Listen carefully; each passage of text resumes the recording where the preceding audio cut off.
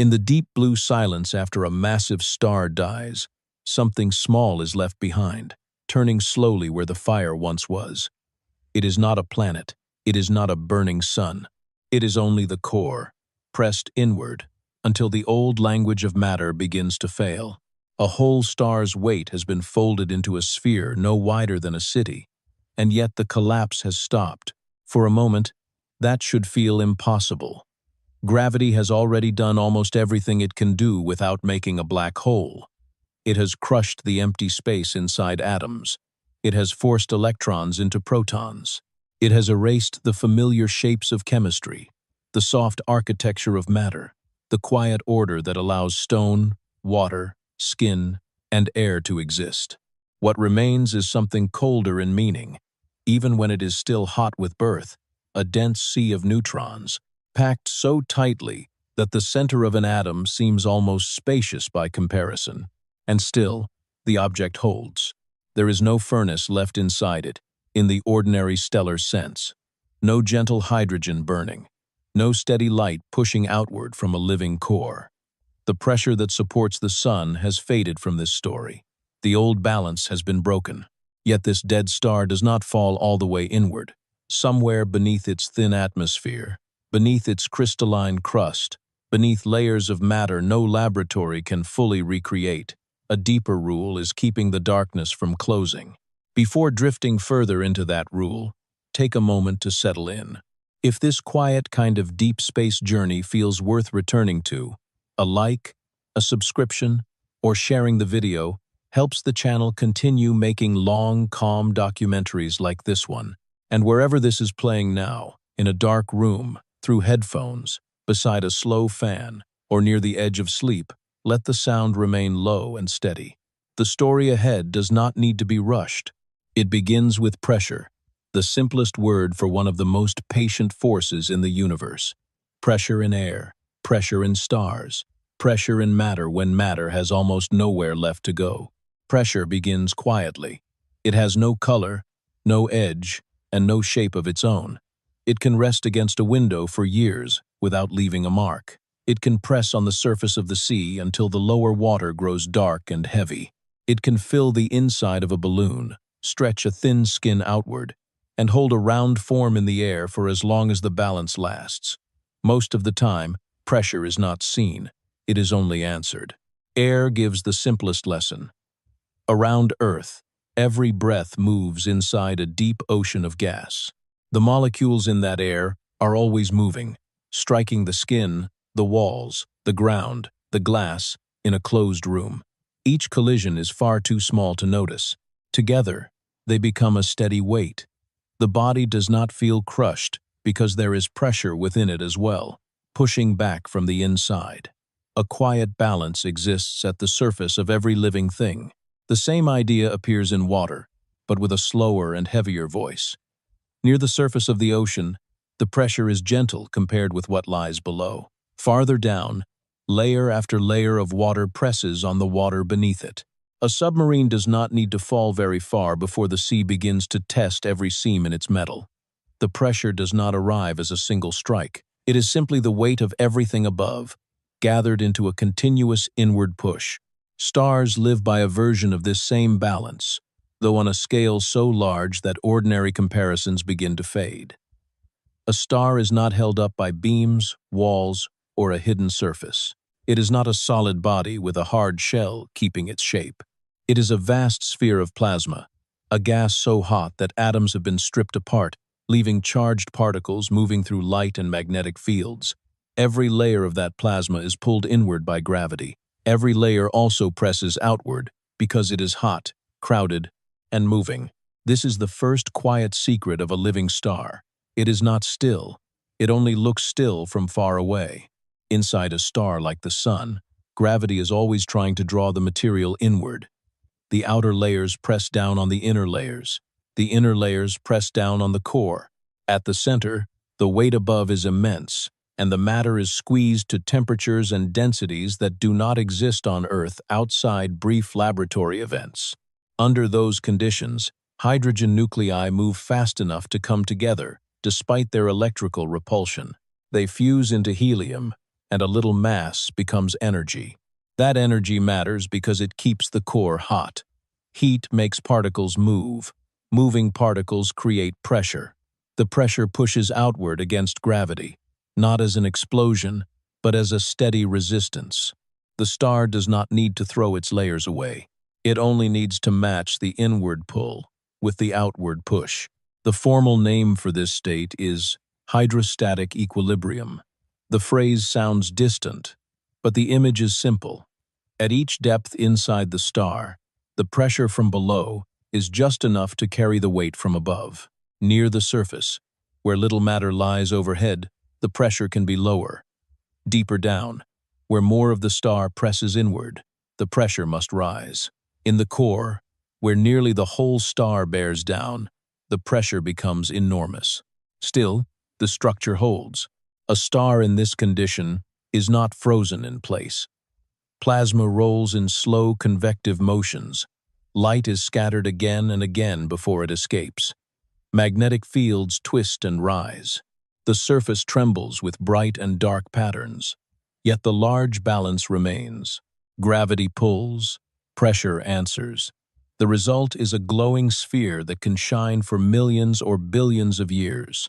There is a fragile condition hidden inside that calm. The pressure of a normal star must be renewed. It is not a permanent wall built into the material. It is not a fixed strength that remains after the heat is gone. The star depends on fusion.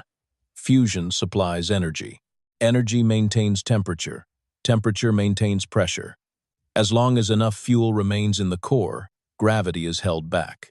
But fuel is a finite thing. For most of its life, a star like the Sun burns hydrogen slowly. Hydrogen is abundant, and the core does not spend it all at once.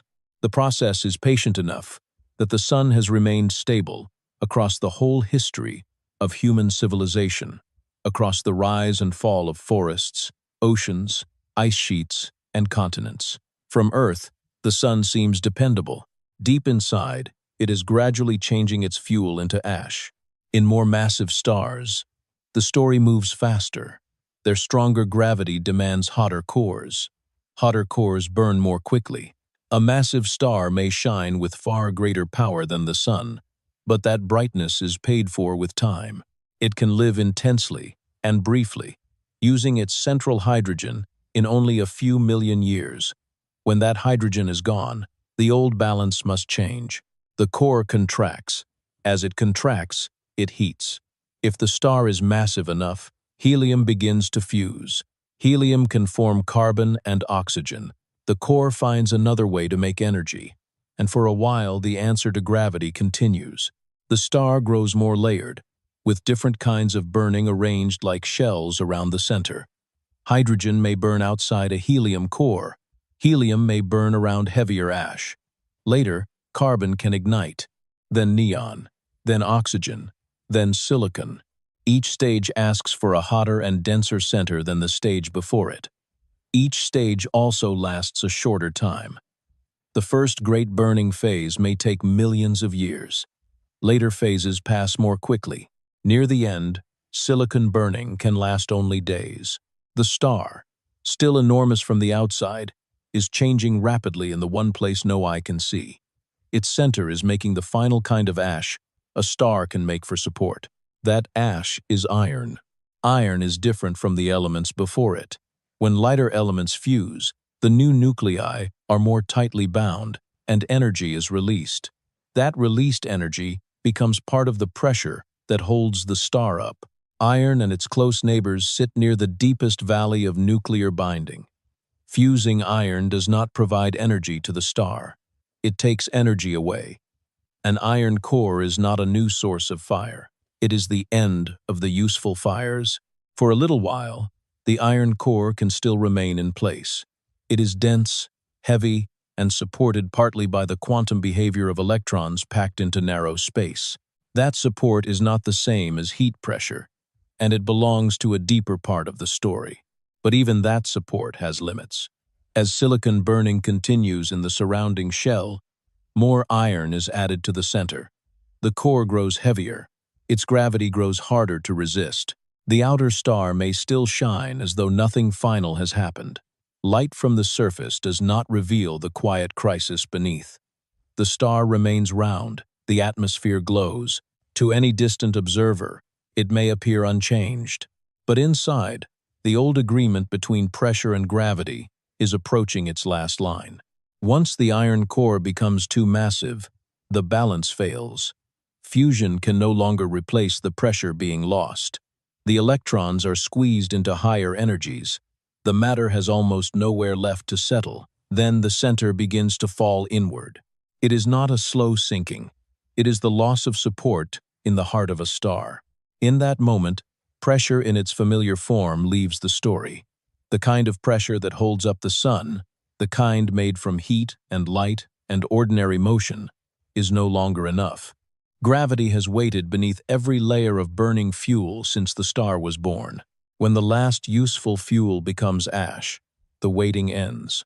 The next chapter begins inside a collapsing iron heart, where atoms are forced beyond their old shapes, neutrinos flood outward through matter almost too dense to cross, and a remnant begins to form that will no longer be supported by fire. The collapse begins in a place that no telescope can see. It begins beneath the bright outer layers, beneath the swollen shells of burning fuel, in the iron center that has become too heavy to support itself. For a long time, the star had answered gravity with heat. Now the answer is gone. The core does not explode first. It falls. The fall is almost too fast to imagine gently, so it is better to picture it as a loss of structure. A region once comparable to the size of Earth can no longer remain that large. Matter that filled a planetary volume is driven toward the scale of a city. The distance between particles shrinks. The pressure rises. The temperature rises. The center becomes a place where the old boundaries of matter cannot remain intact. Electrons are among the first to lose their former role. In ordinary atoms, they spread around nuclei and give matter its size. In the iron core, they have already been crowded into a dense sea. During collapse, the crowding becomes far more severe. The electrons are pushed into direct contact with protons inside atomic nuclei. Under those conditions, a reaction that is usually rare becomes the central event. An electron combines with a proton, and together they form a neutron. A neutrino is released and slips away. This process is called inverse beta decay. The name is less important than the transformation. Charged matter is becoming neutral matter. Protons are being converted into neutrons. Electrons, which once helped support the core against gravity, are being removed from the balance. The very particles that had offered one of the last forms of pressure are swallowed into the structure of new neutrons. As they disappear, the collapse accelerates. The neutrinos do not behave like ordinary light. They are almost indifferent to matter. In most places in the universe, a neutrino can pass through a star, a planet, or a wall of metal with hardly any chance of touching anything at all. During the collapse of a massive star, they are produced in numbers beyond ordinary comparison. A flood of neutrinos forms in the deep core, carrying away energy and information from a place otherwise sealed from view. For a brief time, even neutrinos are partly trapped. The center of the collapsing core becomes so dense that matter is no longer transparent even to particles that usually cross whole worlds in silence. They scatter, diffuse, and gather pressure of their own. They are not trapped forever. They will escape. But before they do, they become part of the final rearrangement of the star. As electrons vanish into protons, the core becomes more neutron-rich. The nuclei that once held protons and neutrons in recognizable arrangements are pushed closer together. Their edges blur. The separate identities of one nucleus and another begin to lose meaning. Matter is moving toward nuclear density, the density found inside atomic nuclei, but now extended across a region many kilometers wide. It is as though the star is trying to turn its center into one enormous atomic nucleus, though even that image is not quite right. Then the inner core stiffens. The stiffening happens when the central density reaches the scale where nuclear forces and quantum pressure begin to resist compression far more sharply. the innermost region does not keep falling in the same way. It becomes suddenly harder to squeeze. The material above it is still plunging inward at a large fraction of the speed of light. It strikes the stiffened inner core and rebounds. From that collision, a shock wave forms. The shock wave moves outward through the collapsing star like a boundary between two fates. Behind it, matter has rebounded. Ahead of it, matter is still falling inward. The wave carries energy into the infalling layers, and for a moment it seems as though the explosion might already be born. But the star is too heavy, and the journey outward is costly. The shock loses energy as it breaks apart nuclei and pushes against material still falling from above. It slows, it stalls. This stalled shock is one of the quiet pauses inside one of the most violent events in nature. The outer star has not yet been thrown into space. The core has not settled into its final form. Matter continues to fall. Neutrinos continue to stream out from the central regions. The outcome depends on a small fraction of their energy. Most neutrinos escape. They leave the star almost as if matter were only a fog. But not all of them pass through without consequence. In the dense region behind the stalled shock, some deposit part of their energy into the surrounding gas. The fraction is small compared with the whole neutrino flood, but the whole flood is so vast that a small fraction matters. The shock is heated from behind. It begins to move again. When the shock revives, the star's outer layers are given a path outward. The explosion is not a simple blast from the center. It is a transfer of energy through falling matter, rising neutrinos, and a shock wave that regains strength in the hidden layers of a dying star. Once revived, the shock plows outward through shells of oxygen, carbon, helium, and hydrogen. The material that had once been the body of the star is lifted, accelerated, and thrown into space. From outside, this becomes a supernova. The light can rise until one star outshines billions of others. A point that had been ordinary in its galaxy becomes visible across distances where individual stars are usually lost. The outer layers expand as glowing debris, carrying heavy elements into interstellar space. Oxygen, silicon, iron, calcium, and many other nuclei are scattered into the dark. Future clouds may gather some of that material. Future stars and planets may form from it. In that way, the death of one massive star becomes part of the material memory of others. Yet the visible explosion is not where most of the energy goes. The bright light, the expanding gas, the heat seen by telescopes, all of that is only a small part of the total release. Most of the energy leaves as neutrinos, passing outward in a silent burst that would cross a human body almost without notice. Instruments buried deep underground can detect a few of them when a supernova occurs nearby. Those few detections are enough to confirm that a hidden flood has passed through Earth. At the center, something remains. The core has not been blown away with the outer layers. It has been compressed into a new kind of object. Its mass is comparable to the mass of the Sun, or greater, but its radius is only around the scale of a city. It is no longer a normal star. It has no burning core. It has no stable shells of fusion. It is a compact remnant, hot at birth, rapidly rotating in many cases, and made mostly of neutrons packed so closely that ordinary matter has been left behind. This is the birth of a neutron star. For a short time after the explosion, the newborn remnant is fiercely hot. Its surface glows in X-rays. Its interior holds heat from the collapse. Its magnetic field may be compressed and strengthened until it becomes far stronger than anything found on Earth. If the original star had rotation, the collapse intensifies it. A wide core shrinking into a small sphere must spin faster, just as a skater spins faster when drawing in the arms. Some neutron stars are born turning many times each second. Some later become pulsars, sweeping beams of radiation through space like narrow lighthouse rays. But the heat is not what gives the remnant its lasting structure. That point matters. The newborn neutron star will cool. It will radiate energy away. Its surface temperature will fall over thousands, millions, and then billions of years. If heat were the real support, cooling would be fatal. The star would weaken as the fire faded. It would eventually give in. Instead, the remnant endures. The reason lies deeper than the supernova itself. The explosion explains how the neutron star is born, but not why it remains. The collapse has erased most of the familiar architecture of matter. Electrons have been absorbed into protons. Atomic nuclei have been broken or merged into denser forms. The star has crossed from the physics of ordinary atoms into the physics of nuclear matter, spread across kilometers. Gravity has done nearly everything short of making a black hole, and still the collapse has stopped.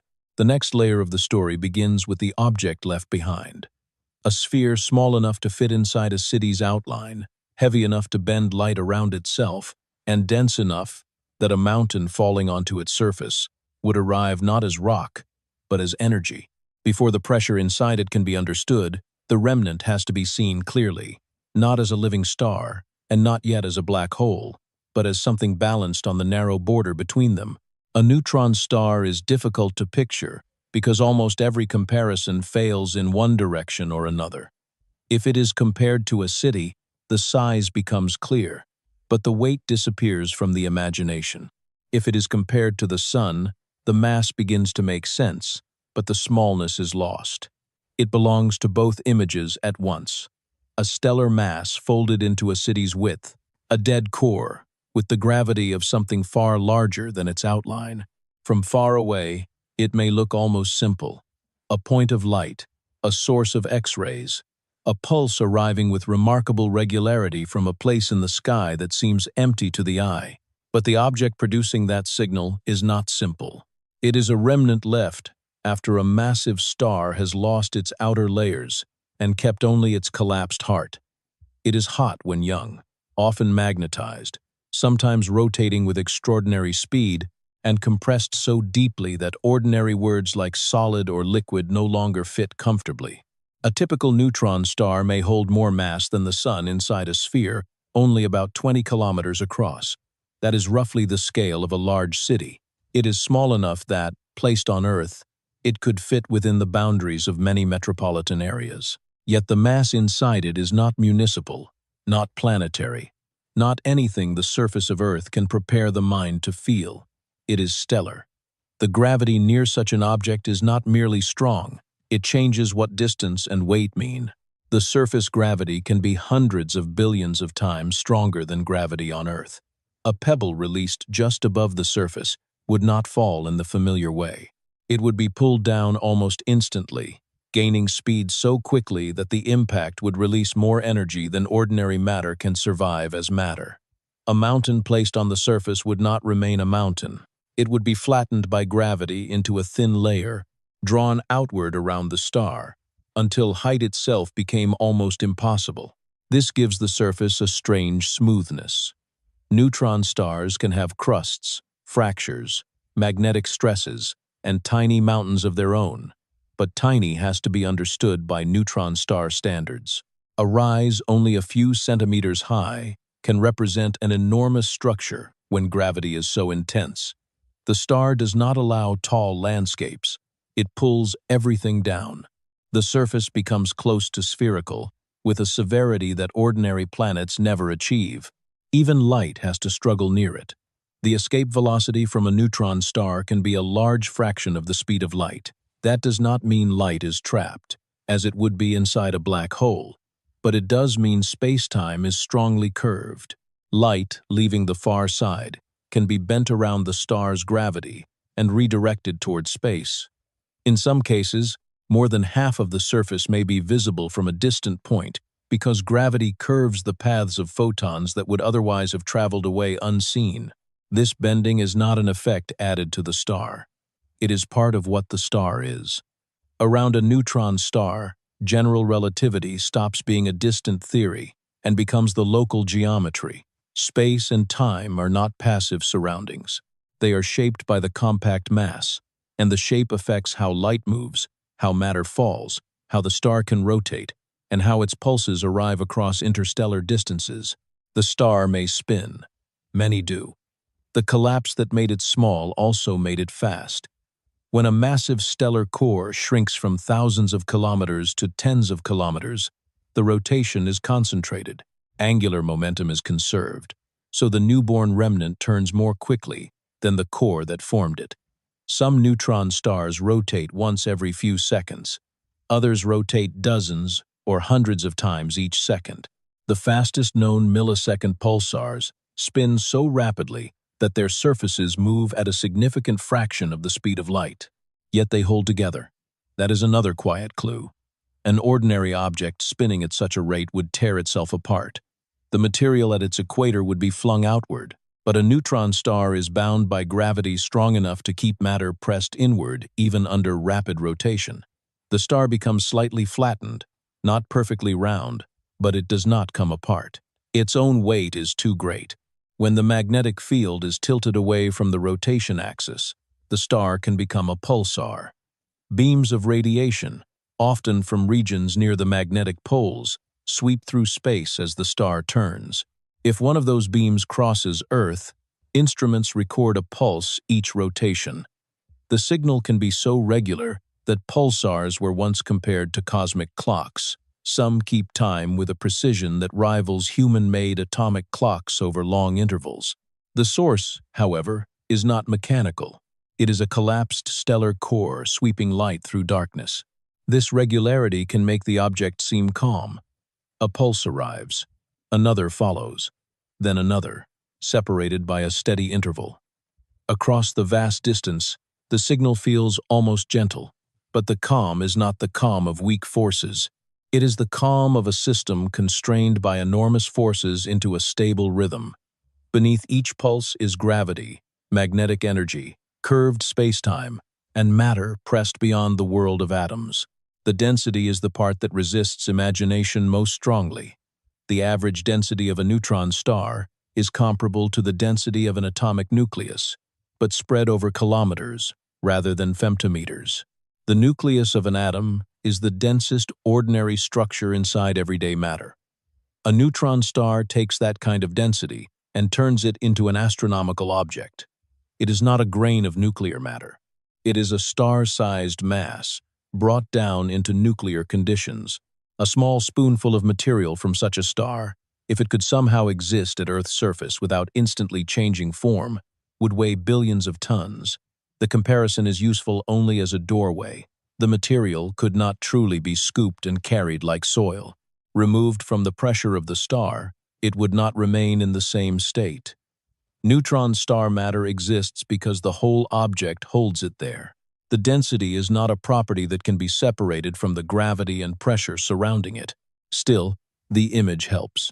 A spoon small enough for a table, carrying the weight of mountains. A volume smaller than a hand, containing more mass than human structures could ever support. It is not meant to be handled. It is meant to reveal how far matter can be pushed when gravity has no patience left for empty space. The surface itself is only the beginning. Above it may lie a very thin atmosphere, perhaps made of hydrogen, helium, carbon, or heavier elements depending on the star's history. This atmosphere can be only centimeters to meters thick, yet it is the layer through which radiation escapes and becomes visible to telescopes. Beneath it lies the crust, where matter is already dense beyond any material found naturally on Earth. Deeper still, the arrangement of nuclei and neutrons changes again. But before going inward, it is worth pausing on the word surface. On Earth, a surface is a place to stand.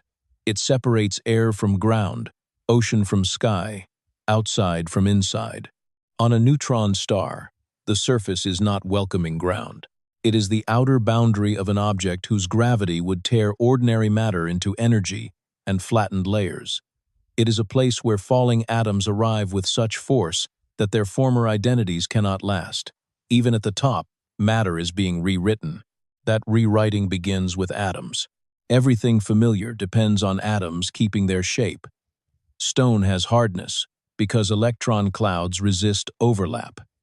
Water has its fluid nature because molecules can form, break, and form again. Air remains a gas because its atoms and molecules move through open space. Chemistry depends on electrons surrounding nuclei in allowed patterns. The periodic table depends on protons staying inside nuclei and electrons arranging themselves outside. This is the architecture of ordinary matter. A neutron star begins by crushing that architecture. Its gravity does not merely press atoms closer together. It drives matter toward conditions where the very idea of separate atoms becomes unstable. Electron clouds are squeezed.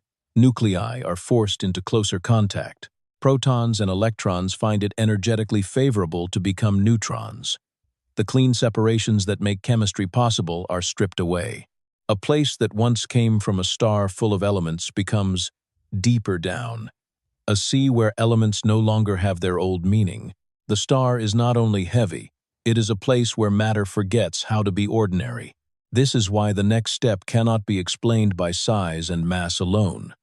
The true strangeness of a neutron star is not only that it is small, dense, or gravitationally severe. The deeper mystery is that the familiar structures of matter have been removed, and still the object remains stable. To understand what holds it up, the descent has to pass below the surface, below the crust, and into the region where atoms disappear. Ordinary matter is spacious. That is the strange truth hidden beneath the feeling of solidity. A hand resting on a table feels contact, resistance, surface, weight. The table seems full. Stone seems full. Metal seems even fuller, hard and closed against pressure. But inside the atoms that make these materials, most of the volume is empty space, shaped by fields and probability, held open by the behavior of electrons. An atom has a dense nucleus at its center. That nucleus contains protons and neutrons packed into a region far smaller than the atom as a whole. Around it is the electron cloud, not a set of tiny planets following neat circular paths, but a spread of quantum possibility where electrons occupy allowed states. The nucleus carries almost all the mass. The electron cloud gives the atom most of its size. This difference matters. The familiar scale of matter is not set by the nucleus alone. It is set by the reach of the electrons around it. Remove the electron structure, and the atom loses the space that made it large. Remove the spaces between atoms, and matter changes its meaning. The world of texture, chemistry, crystals, fluids, and gases depends on these delicate arrangements remaining intact. In ordinary conditions, they do remain intact. Electrons fill shells and orbitals. Atoms bond. Molecules form. Carbon can link into long chains. Oxygen can join with hydrogen to make water. Iron can settle into lattices. The periodic table becomes a map of different behaviors, because each element has its own number of protons and its own pattern of electrons. Chemistry is the visible language of that hidden order. A neutron star is where that language is slowly taken away. The outermost skin may still contain atoms, especially in the thin atmosphere and upper crust. There, matter can still be described in familiar terms, though the conditions are far from gentle. The atoms are compressed, ionized, stripped, arranged under strong gravity and intense magnetic fields. Even so, there are still nuclei. There are still electrons. There is still something that can be connected to ordinary elements. Deeper down, the connection weakens. Pressure rises with depth. The weight of overlying material becomes immense. Electrons are squeezed into tighter and tighter regions, and their quantum states begin to fill. In a less massive stellar remnant, this is where the story might stop. A white dwarf, the remnant of a star like the Sun, is supported largely by electron degeneracy pressure. Its atoms are crushed close together, and the electrons no longer belong neatly to individual nuclei. They form a shared sea, moving through a dense arrangement of nuclei. The star is dead, but it does not collapse because the electrons cannot all fall into the same low-energy states. A white dwarf is already far beyond ordinary matter. A piece the size of a sugar cube would have a mass that no table could bear. Its interior is dense enough that the word solid begins to carry a different meaning. Yet even there, atomic nuclei remain. Carbon nuclei, oxygen nuclei, or other remnants of the old star still exist as recognizable clusters. The electrons are displaced and crowded. but the nuclei have not dissolved into one continuous medium. A neutron star goes further. The pressure becomes too great for electron degeneracy alone. The electrons are forced into protons through inverse beta decay. In that reaction, a proton and an electron become a neutron, while a neutrino carries energy away. This does not happen as a small chemical adjustment. It is a rearrangement of matter at the level below chemistry, below the normal identity of elements. The number of protons falls, the number of neutrons rises. The electron population that once helped give matter its size is greatly reduced. With fewer protons, the idea of an element becomes less stable. An element is defined by its protons. Hydrogen has 1, carbon has 6, oxygen has 8, iron has 26. These numbers are the anchors of the periodic table. But inside the deeper layers of a neutron star, many protons have been converted into neutrons, and the remaining particles are pressed into densities where separate atoms cannot keep their boundaries. The periodic table fades out, not because the elements are absent in the old sense, but because the conditions that allow elements to behave as elements no longer exist. The nuclei themselves are changed. Near the upper crust, there can still be nuclei arranged in a dense lattice, surrounded by degenerate electrons. As depth increases, those nuclei become more neutron-rich. They contain more neutrons than any stable nuclei found in ordinary laboratories. Under Earth-like conditions, such nuclei would decay almost instantly. Inside the neutron star, the pressure holds them in forms that cannot survive elsewhere. Then comes the neutron drip region. The nuclei have absorbed so many neutrons that they can no longer keep them all bound. Neutrons begin to leak out of the nuclei and move through the space between them. The phrase sounds gentle, almost like water slipping over the edge of a cup, but the environment is anything but ordinary. It is the point where the boundary between nucleus and surrounding matter begins to lose its old clarity. There are still clusters, there is still a lattice, but there is also a sea of free neutrons threading through it. This is not chemistry. No molecule can form there. No material has color in the ordinary sense. No crystal grows from a solution. No flame burns. The electrons are mostly degenerate. The nuclei are distorted by pressure. The free neutrons move through the crust as a quantum fluid.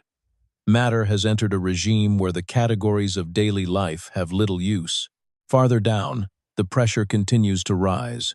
The nuclei are pushed so close together that they deform. Spheres stretch into rods. Rods merge into sheets. Sheets develop holes and tunnels. Physicists call these predicted structures nuclear pasta because their shapes resemble spaghetti, lasagna, and other familiar forms. The names are playful, but the matter is serious. These shapes appear because nuclear attraction and electromagnetic repulsion are forced into a difficult compromise. The strong force pulls nucleons together at short range. Protons repel one another through electric charge. The star's pressure gives neither force an easy victory. The result is a layer of strange geometry at the bottom of the crust. It is not a solid in the usual sense, and it is not a simple liquid. It is matter, organized into forms that may be stronger than any material in the universe. The crust of a neutron star may hold stresses that would tear ordinary metals apart beyond recognition. Even so, this layer is only a transition. Below it, the last recognizable nuclear shapes vanish.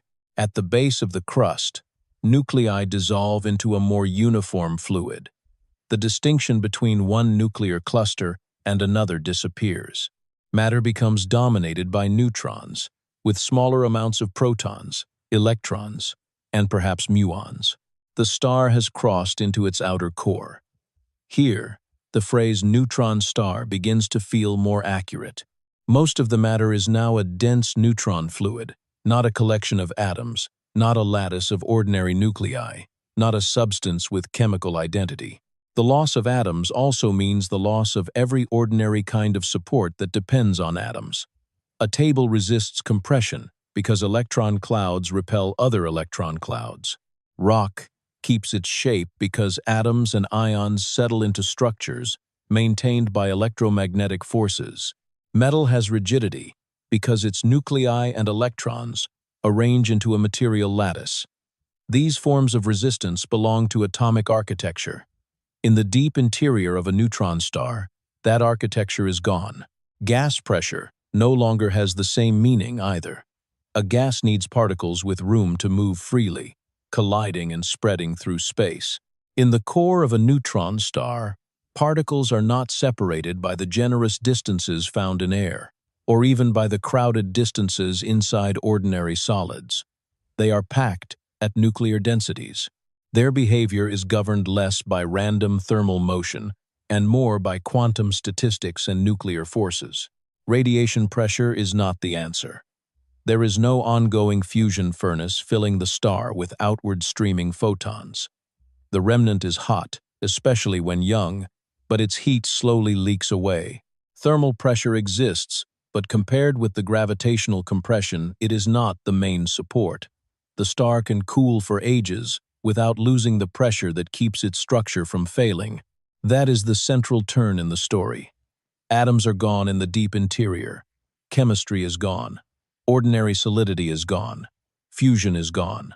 The familiar supports of matter and stars have been stripped away layer by layer. Yet the neutron star remains. What remains must come from rules that are deeper than chemistry and older than starlight.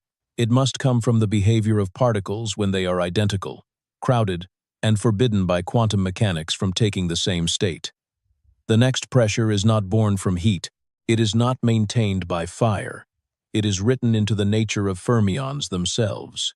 The deeper rule begins far from neutron stars, inside the structure of ordinary atoms. It begins with the reason electrons do not all fall into the lowest possible place around a nucleus. If every electron could occupy the same lowest state, the material world would lose its variety. Atoms would not build their layered shells. Elements would not differ in the way they do. Chemistry would not have the same doors to open. The rule is called the Pauli exclusion principle. It says that no two identical fermions can occupy the same quantum state at the same time. The sentence is short, but it carries a great deal of weight. A fermion is a particle with half-integer spin, a quantum property that has no exact everyday equivalent. Electrons are fermions. Protons are fermions. Neutrons are fermions. These are the particles that make up ordinary matter, and they obey this rule without exception in every known experiment. Other particles behave differently. Photons, the particles of light, are bosons. Bosons can gather into the same quantum state in great numbers. A laser depends on this willingness. Many photons can move together with the same energy, direction, and phase, producing a narrow beam of light. Fermions refuse that kind of crowding. The refusal is not emotional, not mechanical, and not a force in the familiar sense. It is a rule of quantum identity. If one fermion occupies a state, another identical fermion must occupy a different one. In an atom, this rule builds structure. The lowest electron shell can hold only a limited number of electrons, because only a limited number of quantum states are available there. Once those states are filled, later electrons must occupy higher states. They cannot simply join the lower ones. This is why helium is closed and quiet, why lithium begins a new shell, why carbon has the bonding pattern that makes complex organic molecules possible. The periodic table is, in part, the visible consequence of particles refusing to share. The same rule that arranges electrons around atoms also becomes important when matter is compressed. Compression confines particles into a smaller volume. Quantum mechanics does not allow a confined particle to have both a perfectly known position and no momentum. The tighter the confinement, the more momentum the particle must carry. In ordinary language, being trapped in a smaller space forces the particle into faster motion, though the real motion is described by waves and probabilities rather than tiny balls bouncing from wall to wall. For a single particle, this is subtle. For an enormous number of fermions packed together, it becomes pressure.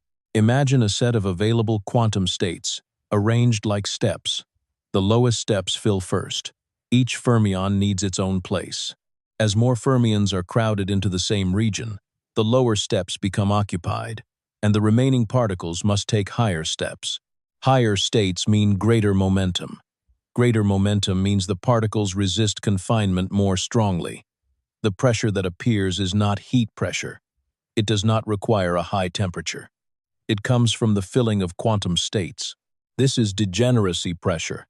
The name can sound dry, but the idea is one of the quiet foundations of compact stars. In an ordinary gas, pressure depends strongly on temperature. Heat the gas, and its particles move faster. Cool it, and the pressure falls. In a degenerate gas, the pressure can remain even when the thermal energy is removed. The particles keep their momentum because they are forbidden from all settling into the same lowest state. The pressure is produced by exclusion. A cold white dwarf shows the principle on a stellar scale. After a star like the Sun exhausts its central fuel and sheds its outer layers, the remaining core can become a white dwarf. It no longer burns hydrogen in a stable core. Its light comes from leftover heat, slowly leaking away into space. Yet it does not collapse under its own gravity. The support comes from electron degeneracy pressure. The electrons inside are squeezed into a dense shared sea, and the Pauli exclusion principle forces many of them into high momentum states. Their quantum crowding holds the star up. The white dwarf is a useful threshold in the story because it is already a dead star supported by a pressure that does not need fire. Its survival does not depend on continued fusion. It can cool and dim across times longer than the present age of the universe, while its structure remains intact. The electrons do not stop providing pressure because the star grows cold. Their pressure is not a flame. It is a consequence of their identity. But electrons are light particles. When a white dwarf becomes too massive, gravity squeezes them harder and harder. Their momenta rise. Eventually, the electrons move at speeds close to the speed of light. At that point, relativity changes the way their pressure grows. They cannot simply move faster without limit. The pressure begins to lose its race against gravity. This creates the Chandrasekhar limit, the maximum mass a white dwarf can support with electron degeneracy pressure. A massive stellar core crosses that limit. Electron degeneracy is not enough. The collapse continues. Electrons are forced into protons. Neutrons are made. Neutrinos escape. The first quantum wall falls away. But the rule itself has not disappeared. Neutrons are fermions too. They also obey the Pauli exclusion principle. After the collapse has converted much of the core into neutrons, those neutrons are crowded into a sphere only about the width of a city. The available quantum states fill from the bottom upward. Each neutron requires its own state. As the density rises, more neutrons are forced into higher and higher momentum states. Their collective resistance becomes neutron degeneracy pressure. This is the main answer to why the neutron star does not immediately continue collapsing. The support is not produced by a furnace. It is not produced by atoms holding their shape. It is not produced by ordinary heat. It comes from the fact that identical neutrons cannot all occupy the same quantum condition. Gravity tries to compress them into a smaller and smaller region. Quantum mechanics refuses to let them all become the same. The difference between electron degeneracy and neutron degeneracy is rooted in mass. A neutron is much heavier than an electron. At the densities where electron degeneracy fails, neutrons can still provide a stronger form of support at far greater compression. They do not reach the same relativistic limit as quickly. The first wall, built from electrons, collapses under the weight of a massive stellar core. A second wall, built from neutrons, appears at a deeper density. It is not a wall with bricks. It is not a surface inside the star. It is a pressure distributed through matter, written into every allowed state the neutrons can occupy. The star is held up by a rule rather than by a material beam. A principle that helps shape the shells of atoms also supports a remnant heavier than the sun. There is a calm strangeness in that connection. The same quantum law that gives elements their different behaviors, the same law that lets carbon have its bonding nature and iron have its place in the periodic table, also stands inside the crushed heart of a dead massive star. The small does not stay small.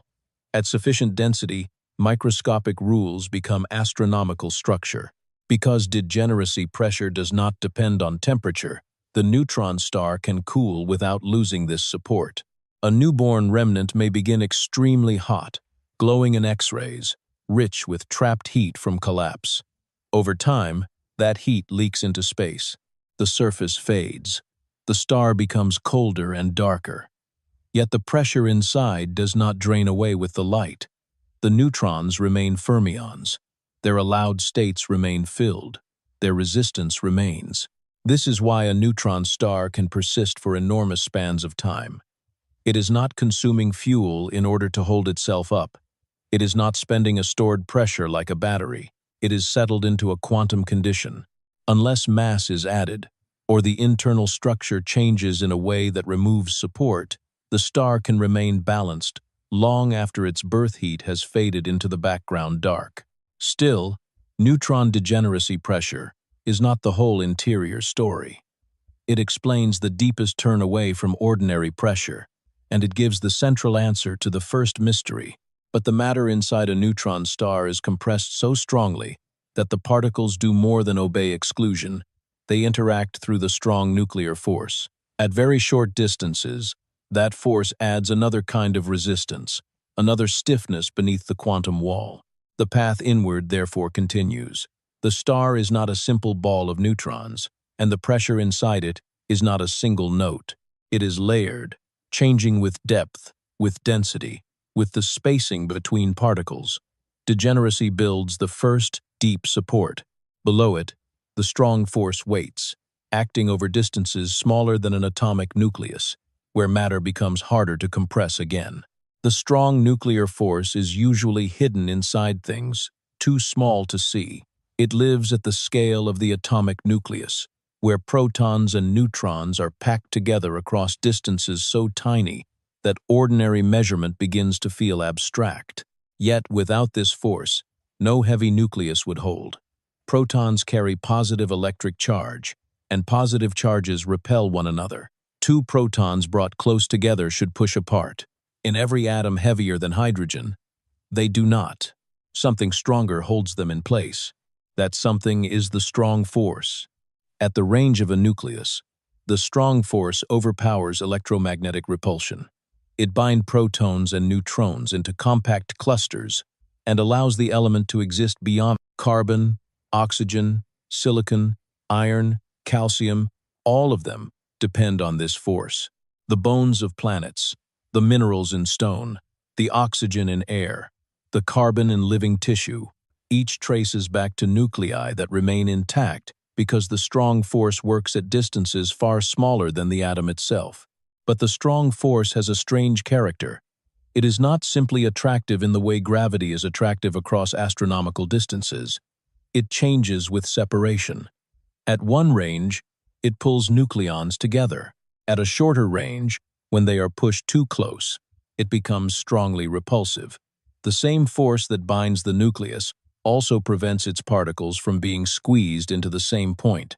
This matters inside a neutron star because the particles are already close. The star has compressed matter beyond the scale where atoms can keep their shape. In the deep interior, neutrons are packed at densities comparable to the density of atomic nuclei, and in some regions possibly several times higher. The particles are no longer separated by the spacious architecture of electron clouds. They sit near the range where the strong force changes from binding to resisting. Degeneracy pressure comes from quantum statistics. It is the result of identical fermions refusing to share the same quantum state. The repulsive part of the strong force is different. It is an interaction between neighboring particles. When neutrons are pushed close enough, the nuclear force itself begins to act like a hard inner boundary. It does not allow the particles to overlap freely. It adds stiffness to the matter. The distinction is important because a neutron star is not supported by one simple pressure. In its outer regions, where densities are lower by neutron star standards, neutron degeneracy pressure does much of the work. It arises automatically as neutrons fill available states and occupy higher momenta. But deeper in, Where particles are crowded closer and closer together, the repulsive core of the strong force begins to contribute more strongly. The matter resists compression not only because quantum states are full, but because the particles themselves push back through the nuclear interaction. This is one reason the inside of a neutron star cannot be described as an ordinary gas of neutrons. A gas suggests particles moving freely through open space, colliding, spreading, and bouncing in familiar ways. Neutron star matter is denser and stranger than that. It is a quantum fluid, shaped by exclusion, nuclear attraction, nuclear repulsion, relativity, and gravity at the same time. Remove any one idea, and the picture becomes too simple. The strong force also helps explain why the star has layers rather than one uniform interior. Near the surface, there is a thin atmosphere. Beneath it lies a crust, where nuclei can still exist in a dense lattice, pressed into forms no normal material would survive. Deeper down, neutrons begin to drip out of those nuclei. Lower still, the nuclei deform into the rods and sheets of nuclear pasta. Then, at the base of the crust, the clusters dissolve and the outer core begins. Each layer is a different answer to pressure. In the upper crust, atomic nuclei remain separate. They sit in ordered positions like an impossibly dense crystal, surrounded by electrons that no longer belong to individual atoms. Gravity presses down, and electromagnetic forces still help define the lattice.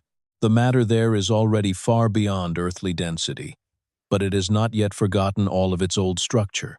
In the inner crust, the nuclei grow more neutron-rich. The pressure has changed the balance of protons and neutrons. Ordinary isotopes, the stable forms of elements found in laboratories, no longer describe the situation well. These nuclei contain excess neutrons that would make them unstable under normal conditions. Inside the neutron star, the surrounding pressure allows them to persist. They are held in a world that exists only because the whole star is pressing inward. At the neutron drip line, some neutrons are no longer confined inside nuclei. They flow through the spaces between clusters. The word spaces has to be used carefully. These are not open spaces in the ordinary sense. They are intervals within matter so dense that every familiar picture of empty room between particles has already failed. But compared with the bound structure of a nucleus, there is enough freedom for neutrons to move as a fluid. Near the bottom of the crust, the nuclear pasta phases appear. The shapes are strange because the forces are competing. The strong force tries to gather nucleons together. Electromagnetic repulsion among protons pushes against large clusters of positive charge. Gravity and pressure force the material into higher density. The compromise produces geometry. Spheres become rods. Rods become sheets. Sheets may form tunnels and voids. It is matter caught between separate nuclei and uniform nuclear fluid. The names given to these phases sound almost too light for the environment. Spaghetti, lasagna, Swiss cheese. The words come from human kitchens, but the material belongs to one of the densest places in the universe. Its shapes may stretch through the lower crust in tangled, repeating structures. Simulations suggest that this nuclear pasta could be extraordinarily strong, able to withstand stresses far beyond the breaking point of any terrestrial metal. Strength there is not like the strength of steel. Steel is strong because atoms and electrons arrange themselves into metallic bonds and crystal grains. Nuclear pasta is strong because nuclear matter itself has been shaped into extended structures under crushing pressure. The bonds are not chemical bonds. They are nuclear interactions, working across femtometers, repeated across macroscopic layers of a star. This layer may influence how neutron stars move and crack. If the crust is stressed by magnetic fields or changes in rotation, the nuclear pasta region could resist deformation in ways that affect starquakes, glitches, or the way vibrations travel through the star. It may also scatter neutrinos and slow the cooling of young neutron stars. A hidden layer, only a fraction of the star's radius wide, can still matter to the light that eventually reaches telescopes. Below the crust, the last clustered shapes vanish. The material becomes a more uniform fluid of neutrons, with a smaller population of protons, electrons, and possibly muons. In this outer core, the pressure comes from several sources at once. Neutron degeneracy remains essential. The strong force contributes through both attraction and repulsion. The small proton and electron components help maintain charge balance and participate in electromagnetic behavior. Nothing is isolated. Every particle exists in a dense, shared medium. At this depth, the strong force is no longer only the force that once held nuclei together. It is the force shaping an ocean of nuclear matter. The neutrons are close enough that their interactions affect the stiffness of the whole star. A stiffer equation of state means the matter produces more pressure at a given density. A softer one means it compresses more easily. The difference changes the possible radius of the neutron star and the maximum mass it can carry before gravity wins. That word, stiffness, is one of the quiet keys to the entire subject. A neutron star with stiffer internal matter can hold itself at a larger radius for the same mass. It can resist collapse more strongly. A star with softer matter is more compact, more easily deformed, and closer to the conditions where further collapse may begin. The stiffness is not visible from the outside in any simple way. It has to be inferred from mass, radius, pulses of X-rays, and the gravitational waves of merging stars. The strong force is what makes that inference difficult.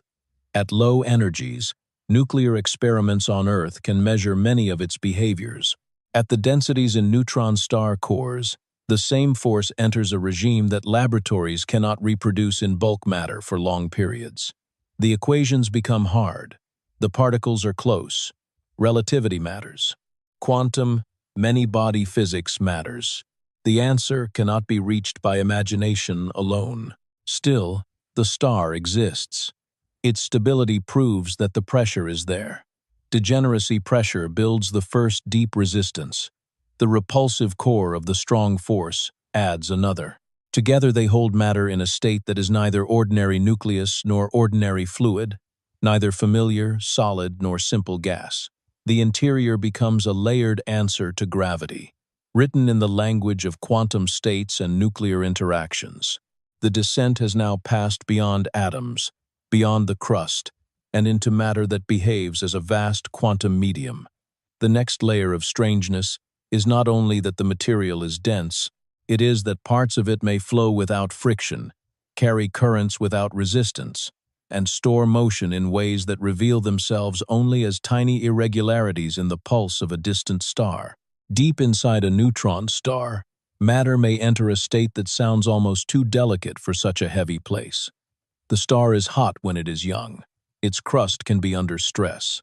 Its magnetic field may be strong enough to reshape the behavior of atoms near the surface. Its gravity bends light and flattens any raised structure into almost nothing. Yet beneath all of that, in the outer core, part of the star may flow without friction. This state is called superfluidity. On Earth, it appears only under rare laboratory conditions, most famously in liquid helium cooled close to absolute zero. At such low temperatures, the atoms no longer behave like a normal fluid. Their quantum wave properties overlap, and the liquid begins to move as though it has no viscosity. It can flow through narrow channels without slowing. It can sustain motion for long periods without losing energy in the ordinary way. It becomes a macroscopic quantum state, not just a collection of separate particles. A neutron star reaches something similar by a completely different path. It is not cold in the earthly sense. Even an old neutron star can have an interior temperature far above anything familiar. A young one may begin with internal temperatures that would destroy ordinary material instantly. Heat alone should make delicate quantum order difficult, but density changes the rules. In the outer core, neutrons are crowded so tightly that their quantum behavior dominates despite the heat. The neutrons do not remain entirely independent. Under the influence of the nuclear force, some of them can pair together. These pairs are known as Cooper pairs, the same name used in the theory of superconductivity. A single neutron is a fermion, and fermions cannot all share one quantum state. but a pair of neutrons can behave collectively like a boson. Bosons are allowed to gather into the same state. When enormous numbers of paired neutrons settle into a shared quantum condition, the neutron fluid becomes superfluid. The result is an ocean of nuclear matter that can move without ordinary friction. It is not an ocean with waves in the familiar sense. It has no surface under open sky, no foam, no wind. It is buried beneath the crust of a dead star, wrapped inside gravity, magnetism, and curved spacetime. But as a physical state, it is fluid. It can carry motion.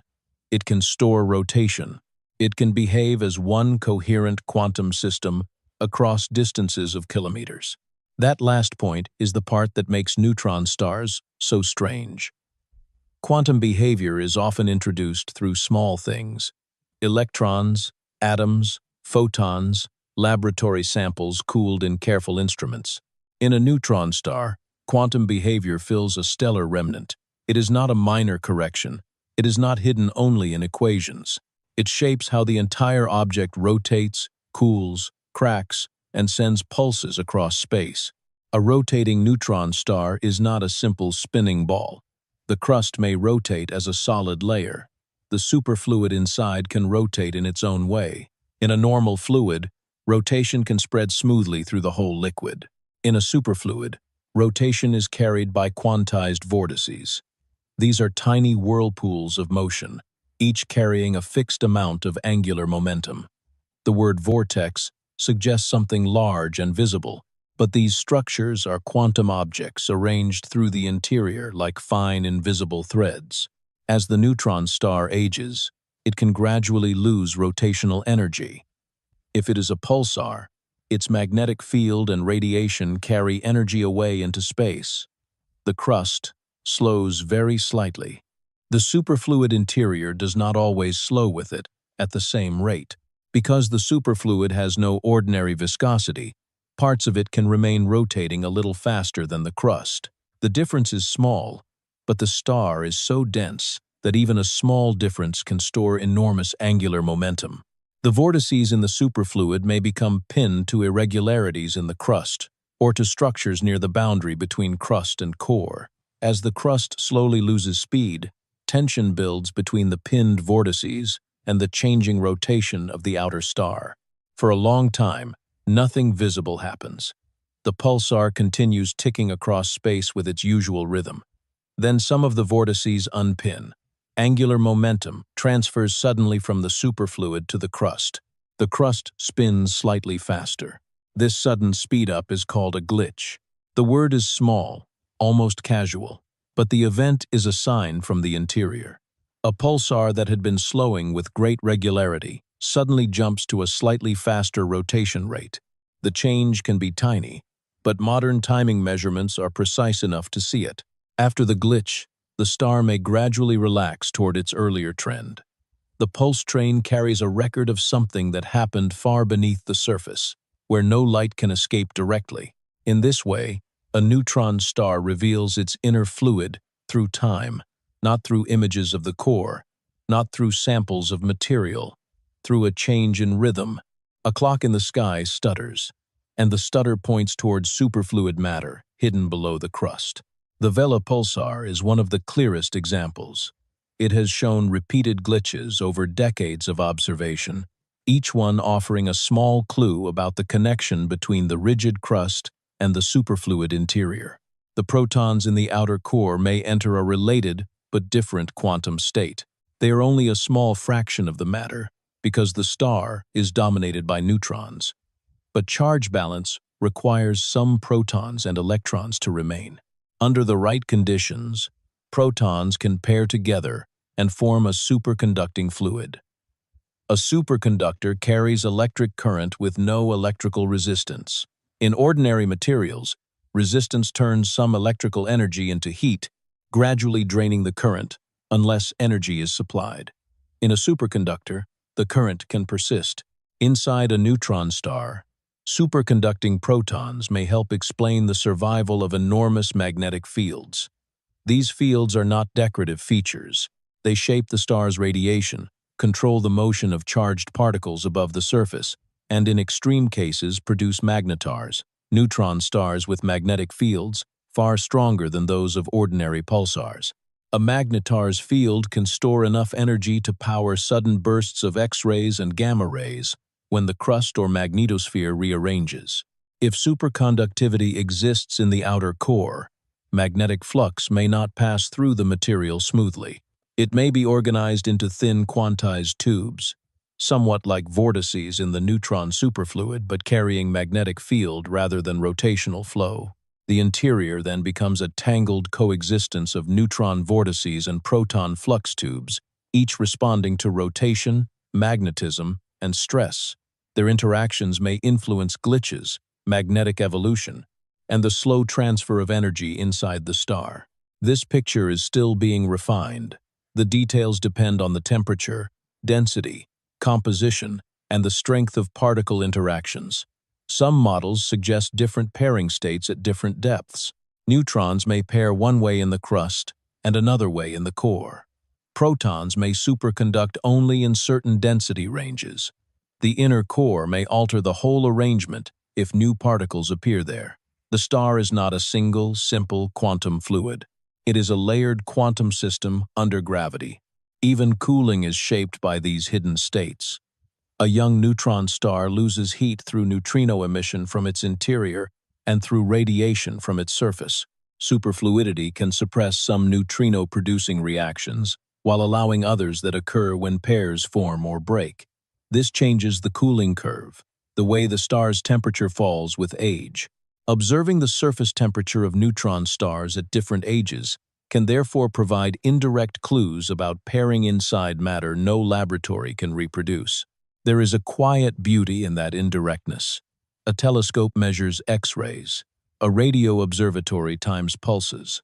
A gravitational wave detector records the stretching of spacetime from far away. None of these instruments opens the star. None reaches into the core. Yet each receives a trace of the hidden physics, a slight change in spin, a cooling surface, a magnetic outburst, a pulse shaped by gravity. The star is sealed, but not silent. Superfluidity and superconductivity do not replace the pressures discussed earlier. They are not the main reason the star avoids collapse. Degeneracy pressure and nuclear interactions still form the deeper support against gravity.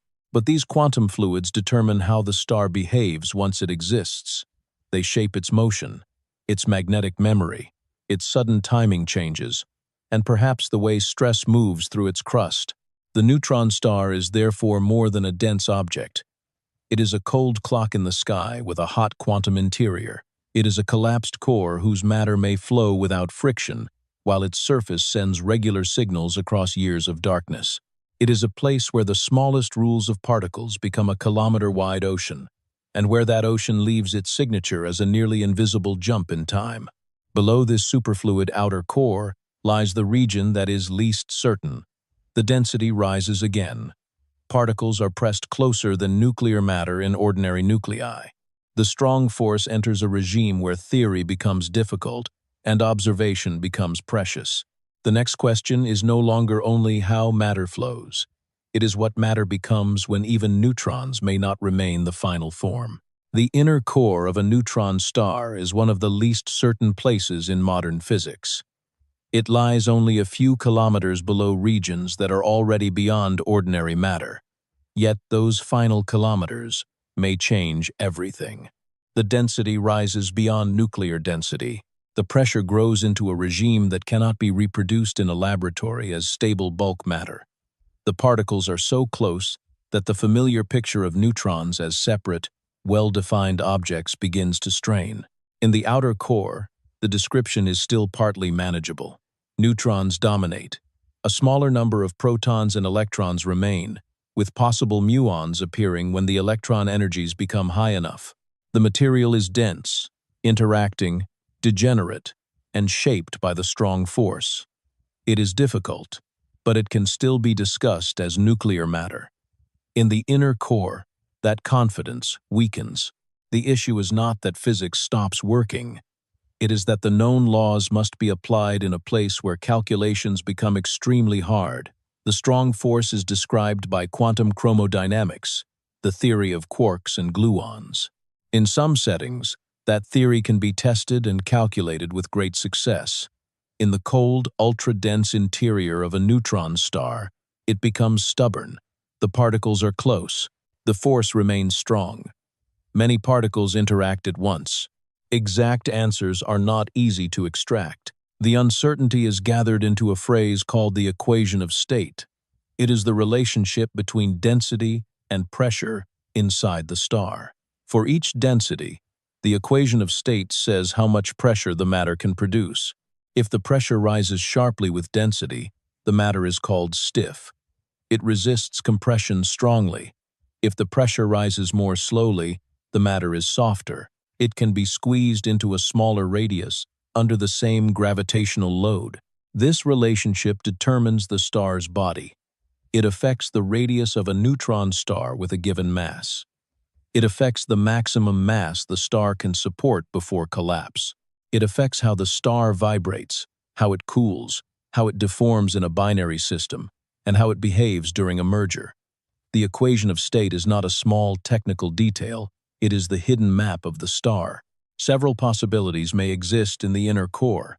The simplest possibility is that the matter remains mostly neutrons, protons, electrons, and muons, but under far more intense conditions than in the outer core. In this picture, the particles do not dissolve into something more exotic. They remain hadrons, composite particles made of quarks, bound by gluons. The strong force becomes increasingly important as the density rises. Short-range repulsion helps stiffen the matter and may allow the star to support masses around twice the mass of the Sun or more. Even this simple picture is not simple. The neutron is not an indivisible marble.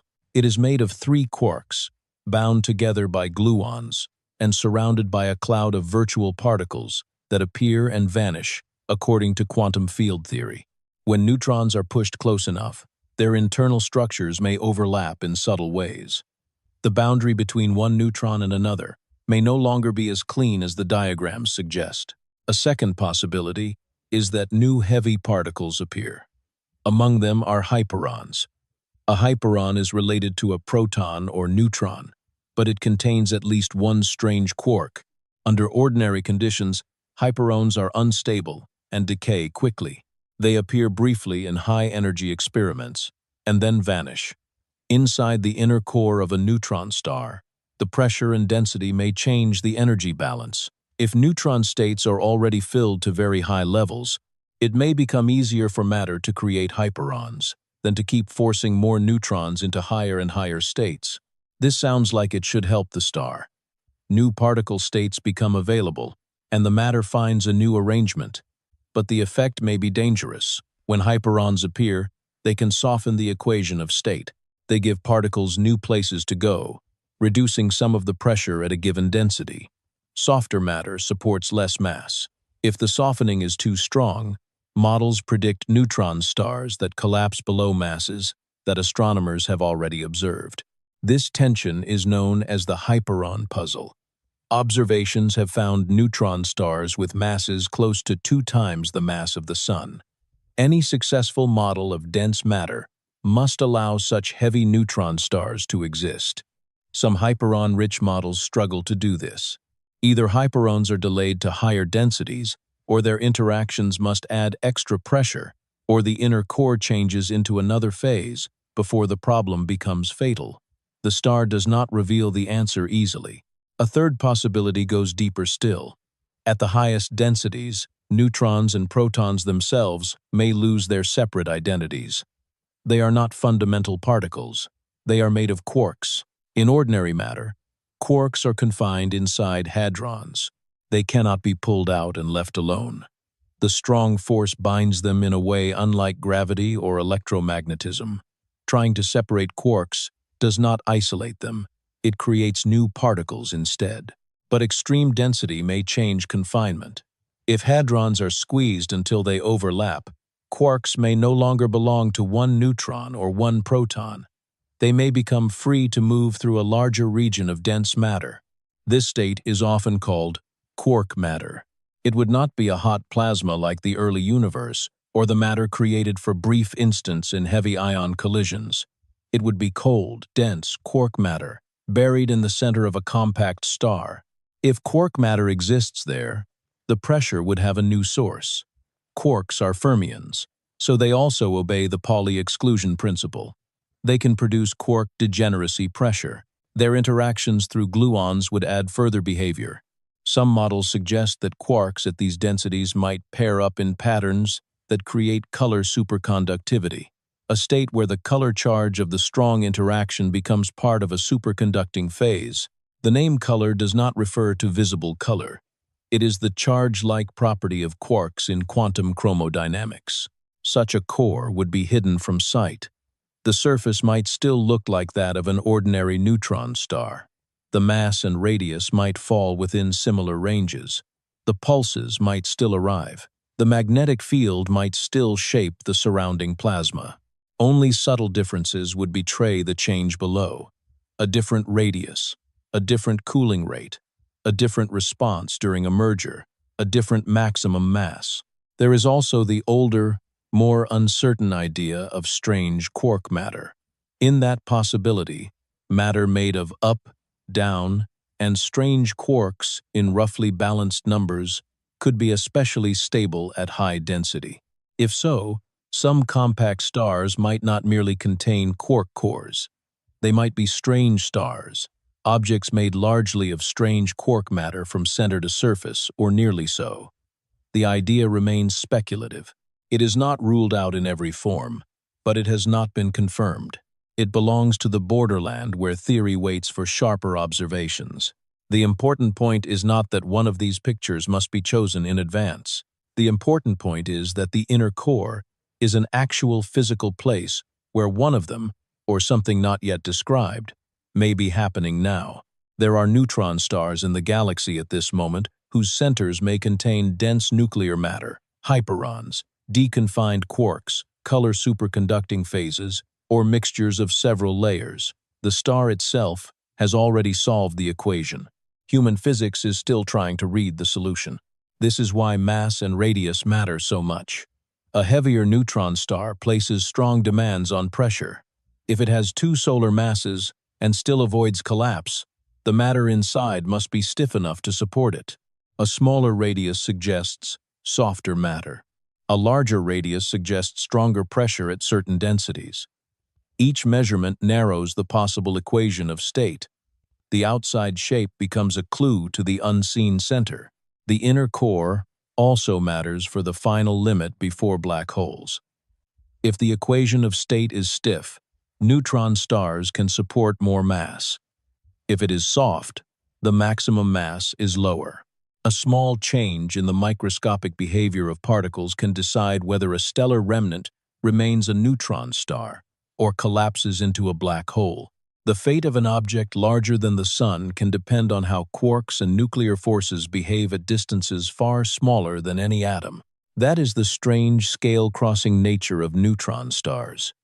The smallest known structures decide the life of one of the densest astronomical bodies. Quantum states shape kilometers. Nuclear forces determine radii. Hidden particles may decide the boundary between matter and darkness. No instrument can drill into that core. No probe can descend through the crust. No sample can be carried home. But the star is not beyond study. It carries its interior in its gravity, in its light, in its timing, and in the way it distorts space-time when another neutron star draws near. The next step is to listen to those traces, because the center cannot be seen directly. It has to be inferred from the star's quiet signals across the dark. A neutron star cannot be opened. Its crust cannot be peeled back. Its core cannot be sampled, cooled, weighed in a container, or carried into a laboratory. The matter inside is held in its strange state by the whole star at once. Remove it from that gravity, and it would no longer remain what it was. The center is sealed by density, by pressure, and by distance. Yet sealed does not mean silent. Every neutron star leaves traces of its interior in the way it moves, shines, cools, pulses, and bends the space around it. A radio pulse arriving with almost clock-like precision can carry news of the crust and superfluid below. X-rays from a small hot region can be bent by gravity before reaching a telescope. A star in a binary system can reveal its mass through the motion of its companion, and when two neutron stars draw close enough to merge, their final orbits can make space-time itself carry information about how soft or stiff they are inside. That last kind of message is gravitational. A gravitational wave is not light. It is not a sound wave moving through air, and it is not a vibration of matter traveling through a material. It is a ripple in space-time, a stretching and squeezing of distance itself, produced when massive objects accelerate in the right way. Two neutron stars orbiting each other are almost perfect makers of such waves. They are dense, compact, heavy, and fast. As they circle, they lose orbital energy into space-time. The orbit tightens. The stars draw closer. The rhythm rises. For most of the long in-spiral, the two stars behave almost like compact points in the equations. Their surfaces are far apart compared with their size. Their internal matter matters less than their masses and motion. The gravitational wave signal rises smoothly, like a tone climbing toward a final note. But near the end, when the stars are close, each one begins to feel the gravity of the other across its own body. The near side is pulled slightly more than the far side. The star deforms. This deformation is called a tidal effect. It is the same broad idea that raises ocean tides on Earth, though the scale and material are entirely different. Earth's oceans move because the moon's gravity pulls unevenly across the planet. A neutron star has no ocean on its surface, in the ordinary sense, but its whole body can respond to a companion's gravity. The response is tiny compared with the violence of the orbit, but it is not zero. A softer neutron star deforms more. A stiffer neutron. This is where the hidden equation of state touches observation. If matter inside the star is soft, the star can stretch more before merger. That stretching changes the gravitational wave signal in its final moments. It slightly alters how fast the orbit evolves, how energy is lost, and how the phase of the wave accumulates. If matter is stiff, the tidal deformation is smaller, and the signal changes in a different way. The difference is faint, but detectors are built to listen for faint things. In August of 2017, such a signal reached Earth. Two neutron stars, after circling each other for a long time in a distant galaxy, entered their final in-spiral and merged. The gravitational waves passed through Earth as an almost imperceptible change in distance, far smaller than the width of an atomic nucleus, across the arms of the detectors that measured them. The event is known as GW170817. The signal lasted long enough to reveal a gradual rise in frequency before the merger. It was not the short, heavy thump of two large black holes joining. It was lighter, longer, and more delicate in the data. The masses inferred from the signal matched the range expected for neutron stars, and because the objects had surfaces, because they were made of matter rather than empty horizons, their final approach carried the possibility of tidal information. The waves alone were not the only message. A burst of gamma rays arrived shortly after the gravitational wave signal. Telescopes across the world and in space searched the sky region and found a fading source of light in a galaxy called NGC 4993. The glow changed over hours and days, shifting through colors as newly formed heavy elements released heat through radioactive decay. This was a kilonova, the luminous aftermath of neutron-rich material thrown out during the merger. For the story of pressure, the light matters in a secondary way. It confirms that the event involved matter, not only gravity. It shows that the collision ejected neutron-rich debris, material where rapid neutron capture could build heavy elements. Gold, platinum, and other nuclei heavier than iron are connected to such events. A merger of neutron stars is not only a collapse of two remnants into one outcome, it is also a forge, brief and expanding, where the ashes of dense matter become part of the wider galaxy. But the deeper message, for the interior, lies in the waves. The gravitational signal placed limits on how deformable the stars could have been. If they had been too large and too soft, the tidal effects would have been stronger. If they had been extremely stiff in certain ways, the signal would have looked different. By comparing the observed waveform with models, physicists could rule out some equations of state and favor others. The measurement did not solve the neutron star interior completely. It narrowed the dark room. That is how much of neutron star physics works. Not by seeing the core, but by removing impossible interiors from the map. A star with a certain mass and radius cannot have matter that is too soft, or it would collapse. A merger with a certain tidal signature cannot have stars that deform too much, or the waveform would not match. A pulsar, with a measured mass near 2 solar masses, tells every model that the pressure must be strong enough to support that weight. Each observation closes a door. The remaining doors become more interesting. The merger also raised a question about what formed immediately after the 2 stars joined. The combined mass was too large for an ordinary stable neutron star in many models, but the collapse to a black hole may not have been instantaneous. There may have been a short-lived massive remnant, supported for a moment by rapid rotation, thermal pressure, and differential motion. It could have survived for milliseconds, seconds, or perhaps longer depending on the true equation of state. The exact sequence remains part of the continuing analysis. This matters because the lifetime of the post-merger remnant carries information. A very stiff equation of state might allow a heavier temporary neutron star to persist longer. A softer one would collapse sooner. The gamma-ray burst, the kilonova light, the amount of ejected matter, and the gravitational waves together form a set of clues. None is complete alone. Together, they make multi-messenger astronomy, where the same cosmic event is read through gravity, light, and particles. There is something fitting about this. A neutron star infers matter that hides its inner state from direct view. So the universe does not provide one simple answer. It gives several faint messages arriving through different channels.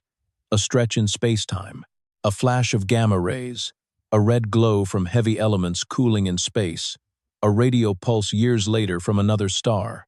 Each message is partial. Each one is real. The gravitational wave detectors themselves are quiet instruments listening for changes almost beyond belief. Long arms of laser light measure distances with precision so fine that ordinary language has trouble holding. When a wave passes, one arm is stretched while another is squeezed. Then the pattern reverses. The change is tiny, but the pattern carries the motion of distant masses. In the case of merging neutron stars, it also carries a trace of their material nature. A black hole has no surface to raise a tide in the same way. A neutron star does. That difference becomes part of the waveform. The material body answers the companion's pull. Its answer is small, but across the final orbits it leaves a measurable mark. In that mark, pressure becomes audible to mathematics. The stiffness of matter becomes a phase shift. The hidden core becomes a detail in a signal that traveled for millions of years before touching Earth. This is not the end of uncertainty. GW170817 did not tell whether the inner core contains only nucleons or hyperons or quark matter. It did not draw a diagram of nuclear pasta or show the exact pairing of superfluid neutrons. It did something quieter and more valuable. It proved that mergers can test matter at densities beyond the reach of laboratories. It showed that the equation of state is not only a theory written on paper, it is written into space-time waves.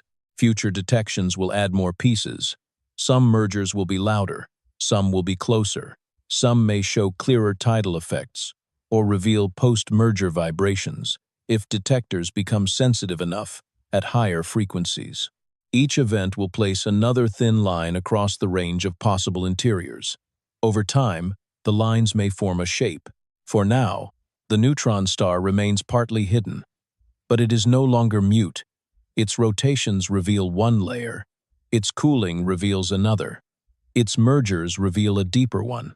The star does not need to be opened for its interior to speak. It speaks by resisting deformation, by curving light, by holding mass, and by sending its final orbital rhythm into the fabric of space itself. Every pressure inside a neutron star has a boundary beyond which it cannot answer gravity anymore. Degeneracy pressure is deep, but not infinite. The repulsive core of the strong force adds stiffness, but not without limit. Superfluid motion can store rotation, but it cannot erase mass.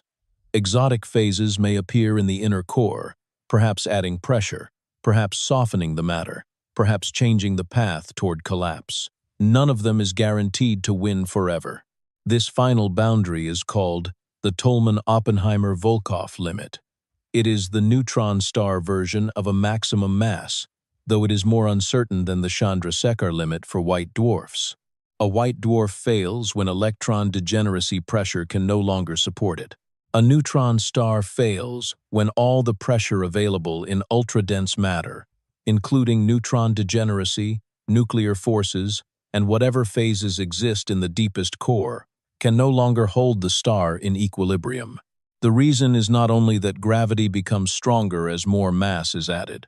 That would already be enough to make the problem severe. General relativity adds a quieter complication. In Einstein's theory, pressure itself contributes to gravity.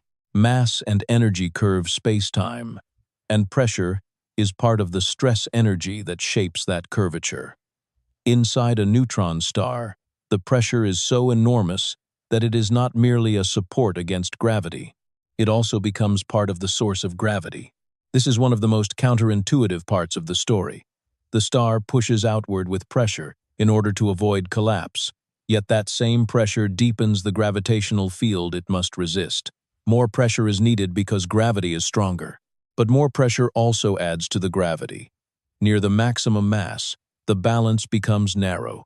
The star is not held by a simple contest between two separate things. It is held by a curved spacetime solution in which mass, pressure, radius, and density all depend on one another. The equations that describe this balance are the Tolman-Oppenheimer-Volkoff equations. They ask how pressure must change with depth inside a spherical star under general relativity. Start at the surface, where pressure falls towards zero. Move inward, and the pressure must rise to carry the weight of everything above it. Continue to the center, and the central pressure must be large enough to support the entire object. For a low enough mass, a stable solution can exist. For too much mass, no stable solution remains. At that point, the mathematics does not find a heavier neutron star. It finds collapse. The exact mass where this happens depends on the equation of state. If ultra-dense matter is stiff, the maximum mass is higher. If the matter is soft, the maximum mass is lower. Observations already tell us that the limit cannot be too low because neutron stars close to two solar masses have been measured. Any model that cannot hold such stars is incomplete or wrong. At the same time, the limit cannot be arbitrarily high, or objects that should have become black holes would remain as neutron stars. Nature appears to place the boundary somewhere only modestly above the heaviest neutron stars already known. This creates a narrow country between ordinary compact matter and black holes. Below the white dwarf limit, electron degeneracy can hold a dead stellar core at Earth-like size. Above that, if the collapsing core is massive enough but not too massive, neutron star matter can appear. Above the neutron star limit, even nuclear matter loses its footing. The remnant has no stable resting place left. The collapse continues until an event horizon forms. An event horizon is not a surface made of material.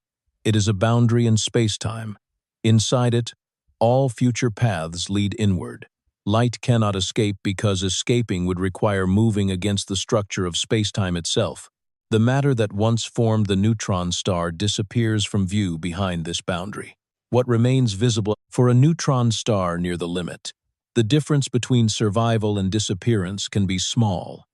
Matter falling from a companion star may add mass over time. A merger may create a remnant that is temporarily supported by rapid rotation and heat before collapsing. A spinning neutron star can support slightly more mass than a non-rotating one, because rotation helps balance gravity.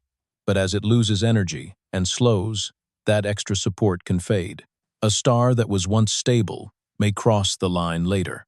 This possibility creates objects that are temporary by nature. A hypermassive neutron star, after a merger, may last only milliseconds before becoming a black hole. A supermassive neutron star, supported by uniform rapid rotation, may last longer, perhaps until magnetic braking and radiation remove enough spin. The timescale depends on mass, rotation, magnetic field, and the unknown equation of state. The final collapse may be delayed, but not avoided if the mass is too high. The silence after such a collapse is different from the quiet of an old neutron star. An old neutron star can cool and dim while remaining structurally supported by degeneracy pressure and nuclear forces. A collapsed one has crossed a geometric boundary. Its pressure no longer communicates a stable surface to the outside world. The star has passed from matter under extreme compression into a region where the compression cannot be observed directly. That is why measuring the largest neutron star masses is so valuable. Each heavy pulsar becomes a marker placed near the edge of what matter can bear. In binary systems, radio timing can reveal the masses with remarkable precision. The orbit shifts in ways predicted by relativity. Signals arrive slightly earlier or later as the pulsar moves around its companion, and as spacetime near the companion delays the pulses. From these changes, astronomers infer mass. A 2-solar mass neutron star is not just a number. It is evidence that dense matter must be stiff enough to hold that much weight. Mass alone is not enough. Radius is the other half of the clue. A neutron star of a given mass can be more compact or less compact, depending on the pressure inside. A smaller radius usually points toward softer matter at certain densities. A larger radius points toward stiffer matter. But the radius is hard to measure because the star is small, distant, and strongly relativistic. Its light is bent by its own gravity. Its surface may not shine evenly. Hot regions rotate in and out of view. This is where NICER enters the story. NICER is an X-ray telescope mounted on the International Space Station. It observes pulsars, especially those whose surfaces contain hot spots that sweep across the line of sight as the star rotates. As a hotspot moves, the X-ray brightness changes, but the pattern is not shaped only by rotation. It is also shaped by gravity. Light from the surface bends around the star before escaping. The stronger the gravity and the more compact the star, the more bending occurs. By modeling the pulse shape carefully, researchers can infer both mass and radius. This method turns a rotating neutron star into a kind of gravitational lens wrapped around itself. A hot spot on the far side may still be partly visible because light curves around the compact object. The pulse does not switch on and off like a simple lighthouse beam. It rises and falls in a pattern written by the star's size, mass, spin, viewing angle, and surface emission. The shape of the X-ray pulse becomes a map of compactness. NICER has measured radii for several neutron stars by this method, including pulsars, whose masses are also constrained by radio timing. These measurements do not give one final equation of state, but they tighten the range. They join the evidence from heavy pulsars and gravitational waves. The star is measured by how it pulses, how heavy it is, how wide it appears through relativistic light bending, and how much it deforms when another neutron star pulls on it. Each method listens to a different layer of the same hidden object. Radio timing weighs the star. X-ray pulse modeling maps its compact surface. Gravitational waves test how its body stretches in the last orbits before merger. Cooling studies probe superfluid pairing. Glitches hint at the motion of the crust and interior. No single observation opens the core. Together, they draw the outline of what the core is allowed to be. The remaining uncertainty is not a failure. It is part of the nature of the object. A neutron star is where known physics is pushed into a domain that still has room for discovery. It may contain only dense nuclear matter. It may hide hyperons. It may contain quark matter. It may pass through a smooth crossover from hadrons to quarks. It may do something more subtle than any simple category suggests. The pressure inside knows the answer, because the star is already living by it. At the edge of the Tolman-Oppenheimer-Volkoff limit, all these possibilities become more than theoretical. They decide whether the star holds its form or vanishes behind an event horizon. A little more stiffness, and matter survives as a neutron star. A little more softness, and gravity closes the last route outward. The final boundary before a black hole is not drawn by size alone. It is drawn by the hidden behavior of matter under the deepest pressure nature allows outside an event horizon. So the neutron star remains in between, not a living sun, not a planet, not a black hole, but a compact remnant where particles, forces, and space-time negotiate a fragile equilibrium. Its existence says that matter can resist almost everything gravity asks of it. Its limit says that almost is not the same as forever. There is another way to understand the narrowness of a neutron star's existence. It is not only a remnant, it is a pause, a long pause, perhaps billions or trillions of years in length, between the collapse of a massive star and the deeper darkness that gravity is always capable of making. The pause can last almost forever by ordinary measures. It can remain stable long after the gas around it has cooled, long after the supernova remnant has faded into the surrounding galaxy, long after the first bright heat of birth has leaked away. But it is still a pause, written in pressure. A white dwarf is another kind of pause. It rests below its own limit, supported by electron degeneracy, cooling slowly into the future. A black hole is what happens when no such pause remains visible from outside. A neutron star lies between them, in a thinner and stranger region of possibility. Its mass is too high for the first kind of dead star. Its pressure is still high enough to avoid the second fate. It is balanced on a line that is not drawn in space, but in the behavior of matter under compression. This line can be crossed in more than one way. A neutron star may be born too massive and collapse almost at once. It may survive its first seconds, spinning rapidly, held up for a while by rotation that distributes some of the burden. It may accrete matter from a companion star over millions of years, slowly gaining weight until its interior pressure is no longer enough. It may merge with another neutron star and create, for a brief time, an object heavier than either alone. The same final question waits in each path. Can the matter still hold? In a binary system, the answer may change slowly. One neutron star can orbit a normal companion, pulling gas from it through gravity. The gas forms a disk, bright and hot, spiraling inward before landing on the compact surface. Each gram that falls adds energy as light and mass as weight. The surface can flare in X-rays. The star can spin faster as the incoming material carries angular momentum. A quiet remnant becomes an accreting system, wrapped in a rotating disk that glows against the dark. Accretion can turn an old neutron star into a millisecond pulsar. Over long spans, matter from the companion transfers angular momentum to the neutron star, spinning it up until it rotates hundreds of times each second. Later, when the accretion fades, the star may remain as a rapidly turning radio pulsar with a white dwarf companion left behind. The pulse becomes a memory of an old exchange. The star's present rhythm carries the trace of material that once fell onto it from another body. This process also brings the star closer to its mass limit. Not all accreting neutron stars collapse. Many remain safely below the boundary, but the possibility matters. A neutron star can be stable at one stage of its life and less stable later, simply because the system keeps adding matter. The internal pressure is not weakening in the ordinary sense. The demand placed upon it is increasing. The same quantum and nuclear supports must now carry more mass in the same narrow volume. Rotation complicates the boundary.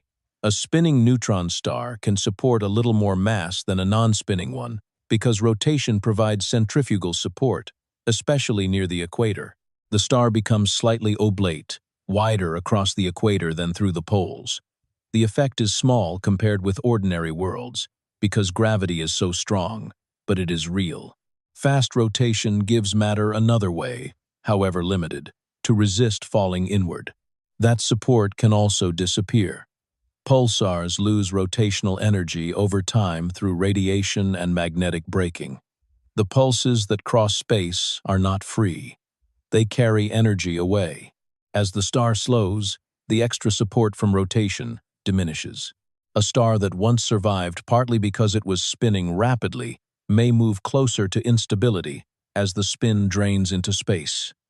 In some theoretical paths, the collapse can be delayed for a very long time and then arrive when enough rotational support has been lost. This delayed collapse has a quiet severity. Nothing needs to strike the star at the final moment. No new explosion is required. The remnant simply crosses the point where the equations no longer allow a stable configuration. The surface that had existed for ages loses its future. Matter falls inward. An event horizon forms. To an outside observer, the details vanish behind that boundary. The pulses stop. The star becomes a black hole, and the long pause ends. Yet most neutron stars are not seen collapsing. They persist, they cool, they rotate, they travel through the galaxy as compact relics of old explosions. Some move quickly because the supernova that formed them was not perfectly symmetrical. A slight imbalance in the explosion can kick the newborn star, sending it across space at hundreds of kilometers per second. Long after the expanding gas has faded, the neutron star continues moving, a dense point crossing the thin fields between stars. Its journey may carry it far from the place of its birth. A massive star forms in a cloud with other young stars, burns quickly, dies, and leaves a compact remnant. The remnant can be pushed out of its birth region, leaving the cluster behind. Millions of years later, it may pass through another part of the galaxy with no visible connection to the supernova that made it. Only its motion, its pulse, or its X-rays reveal what it is. There are also neutron stars that have become almost invisible. A young pulsar is easier to find because it is hot, energetic, and active. An old neutron star may cool until its thermal light is faint. Its magnetic field may weaken or become less efficient at producing radio beams. Its beam may never cross Earth. It may move through space as a dark, compact object, not truly black, but nearly silent to the instruments watching from far away. The galaxy may contain many such remnants, known only statistically. This hidden population matters because it reminds the story that observation is selective. The neutron stars most easily studied are the ones that signal loudly enough or in the right direction. Pulsars whose beams miss Earth may be invisible as radio sources. Isolated old neutron stars may be too cool and faint to detect. Some may be found only through their gravitational influence, their accretion from surrounding gas, or the rare alignment that allows light from the surface to be seen. The known catalog is only the brighter edge of a much larger family. Among the visible ones, magnetars occupy a more restless branch. A magnetar is a neutron star with a magnetic field so strong that it stores a vast amount of energy outside and within the crust. Its field can twist, stress the surface, and power bursts of high-energy radiation. The magnetic pressure is not the main support against gravity, but it shapes the star's behavior. It can crack the crust, rearrange the magnetosphere, and release sudden flashes that cross the galaxy. These bursts do not mean the star is unstable in the same way as a star near the collapse limit. They reveal a different kind of stress. The crust is strong, perhaps supported in part by layers of nuclear pasta below. The magnetic field can push and pull against that crust for years. When the stress is released, the star emits X-rays or gamma rays. The event may last fractions of a second, or, in rare cases, much longer. A compact object smaller than a city can briefly become one of the brightest high-energy sources in the sky. Magnetars also connect neutron stars to another modern mystery: fast radio bursts.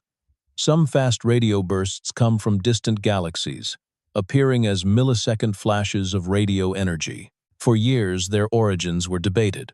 Then, in 2020, A magnetar within the Milky Way produced a radio burst that resembled a weaker version of extragalactic fast radio bursts, accompanied by high-energy emission.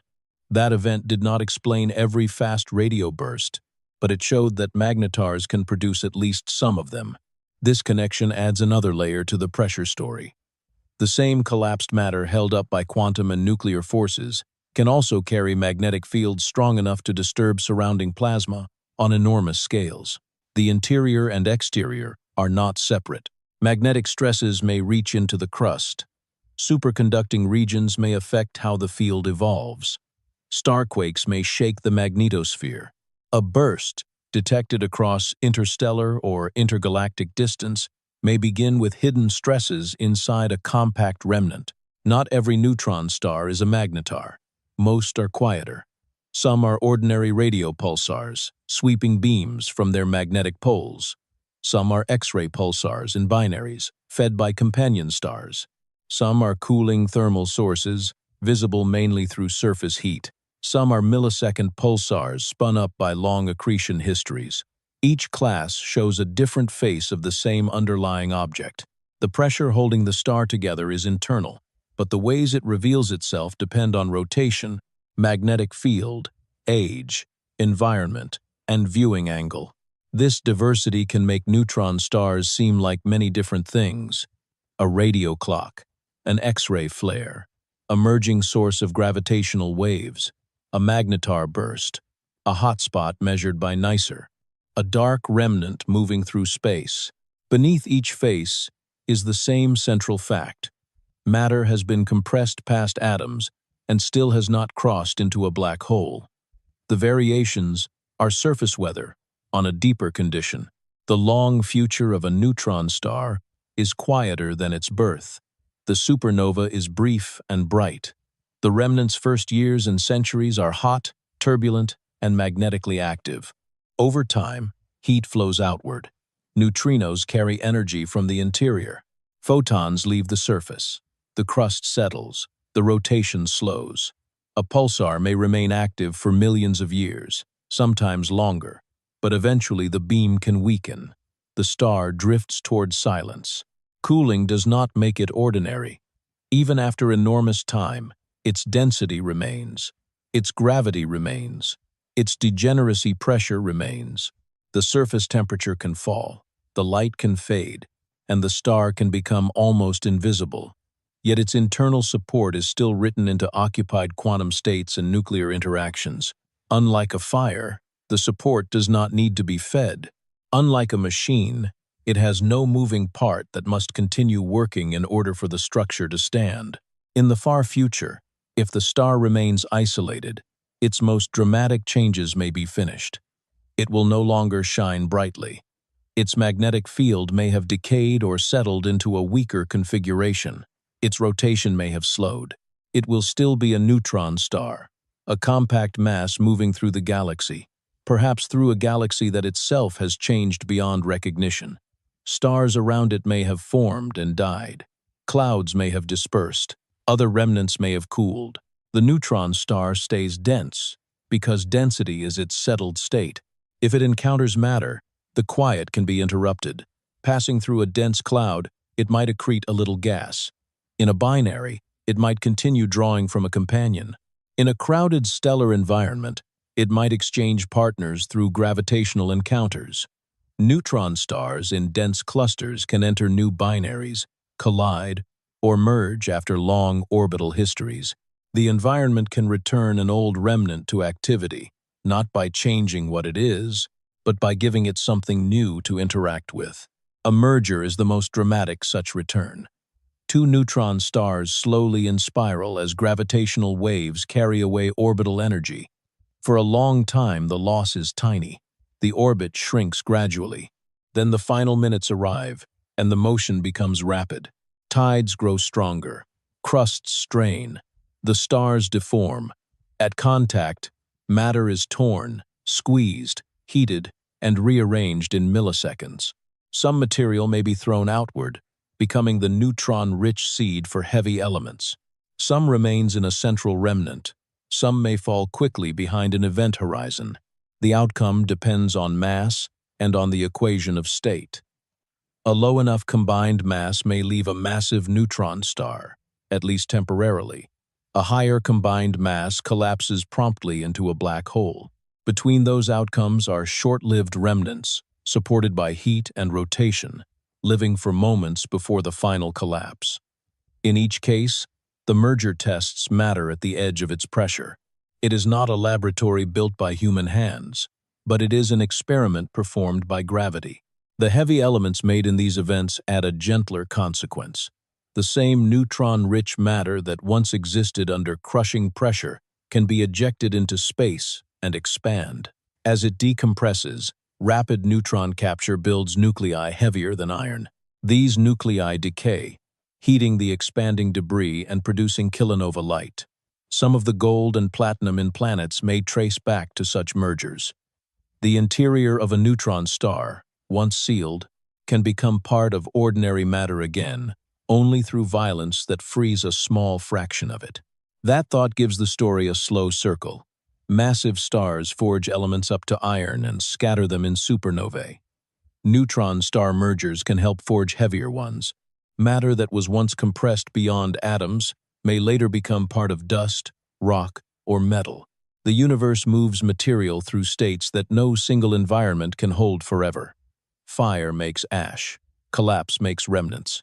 Remnants merge and seed new clouds. The same particles pass through many forms across cosmic time.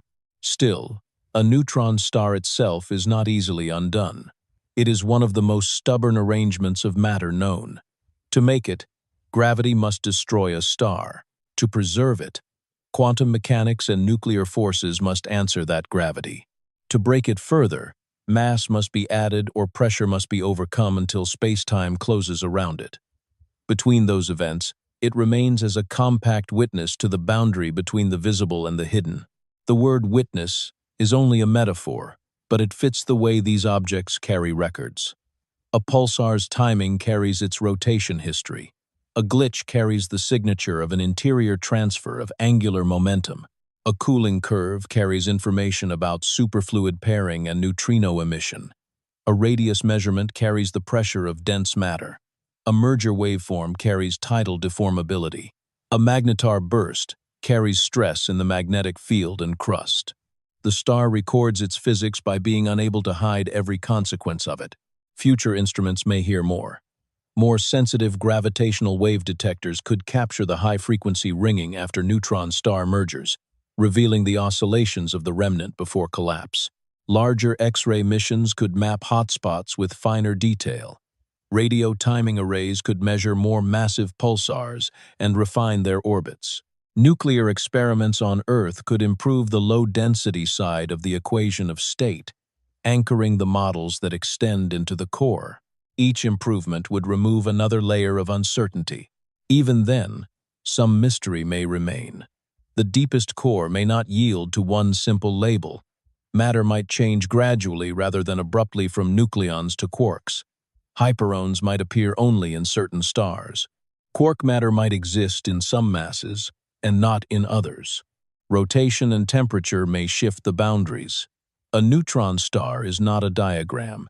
It is a physical object whose interior can vary with age, mass, spin, and history. That complexity should not weaken the central answer. It deepens it. A neutron star does not survive because of one familiar pressure.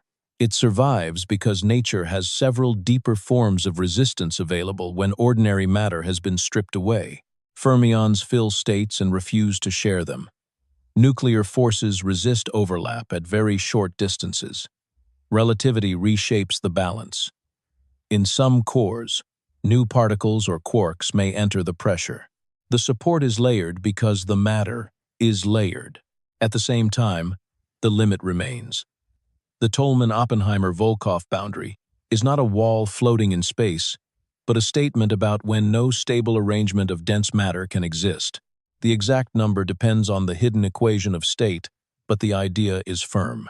Add enough mass, remove enough rotational support, soften the core enough, and gravity completes the path. A neutron star becomes a black hole. The visible surface is lost. This gives neutron stars their unusual emotional weight in a sleep documentary of space.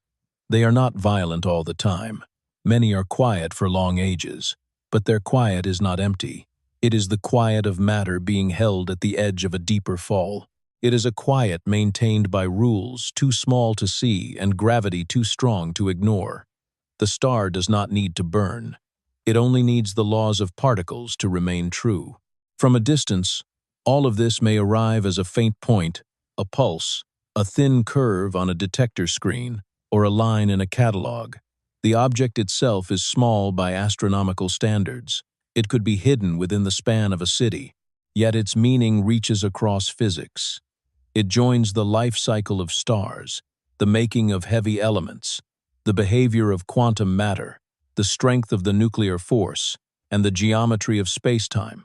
Few objects connect so many scales while taking up so little room. The galaxy contains these compact remnants like buried seeds of gravity. Some are young and bright. Some are old and nearly dark. Some spin alone. Some wait in binaries.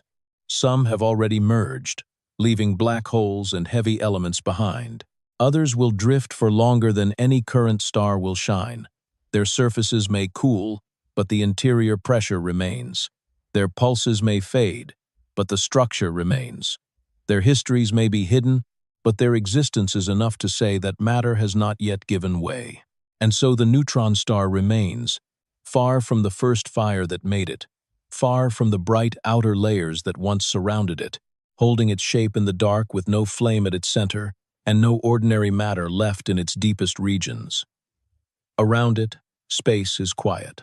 The old supernova cloud has thinned into the galaxy. The shock of its birth has become distance. Only the compact remnant continues, turning slowly or quickly, cooling grain by grain of light across ages too long to feel. Inside it, pressure is no longer the pressure of air, or steam, or sunlight trapped in a living star. It is something deeper and quieter. Neutrons fill their allowed states. Nuclear forces keep particles from being pressed too close. Hidden fluids may move without friction beneath the crust. The core may hold forms of matter still unnamed by certainty. Yet none of it needs to speak loudly. The star is supported by laws that do not tire. From far away, the signal may be only a pulse, a faint sweep of radio light, a curve of X-rays from a small hot region, a slight deformation written into gravitational waves before two remnants merge. The messages are small after crossing space, but they carry the weight of the interior with them.